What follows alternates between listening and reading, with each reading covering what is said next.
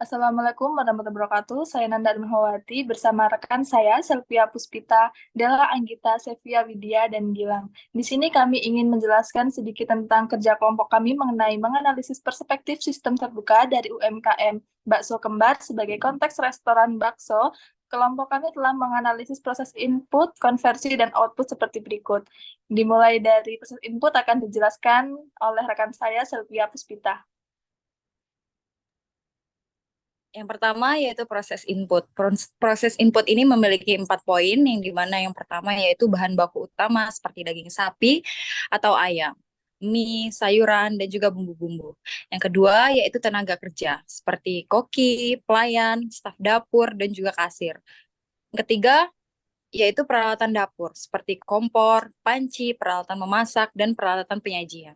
Yang terakhir yaitu fasilitas fisik, seperti ruang makan, meja, kursi, dan dekorasi.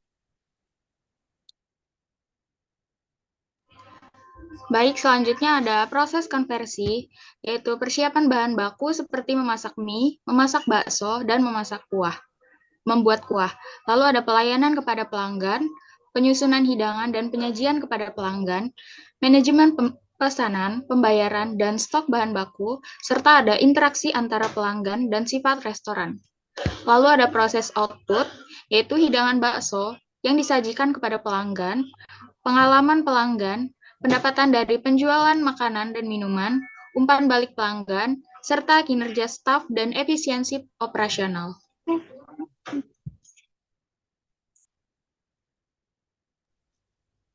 Selanjutnya, mari kita tinjau dari 3 pandangan efektivitas dari bab ini, dan dipilih salah satu langkah yang penting bagi manajer bakso kembar dalam mengevakuasi efektivitas organisasi ini. Yang pertama dilihat dari pandangan sosial, di mana dalam pandangan sosial tersebut, efektivitas restoran bakso kembar diukur berdasarkan kontribusinya kepada masyarakat dan lingkungannya. Salah satu langkah yang penting bagi manajer adalah memastikan bahwa restoran mengikuti praktik bisnis yang etis, memperhatikan keberlanjutan lingkungan, dan berkontribusi pada UMKM lokal, kebijakan pekerja yang adil, dan partisipasi dalam kegiatan sosial di sekitar restoran.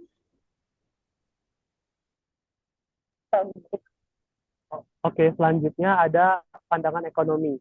Dalam pandangan ekonomi, efektivitas bakso kembar dapat diukur berdasarkan kinerja finansialnya. Salah satu langkah penting bagi manajer adalah memantau laba bersih dan pengeluaran operasional. Manajer juga harus memastikan pengolahan stok bahan baku yang efisien untuk menghindari pemborosan dan biaya berlebihan. Yang ketiga ada pandangan teknis. Dalam pandangan teknis, efektivitas bakso kembar dapat diukur dari sudut pandang kualitas makanan, pelayanan, dan efisiensi operasional. Salah satu langkah penting bagi manajer adalah memantau tingkat kepuasan pelanggan, waktu tunggu pesanan, dan kualitas hidangan. Manajer juga dapat mengoptimalkan proses persiapan dan penyajian makanan untuk meningkatkan efisiensi.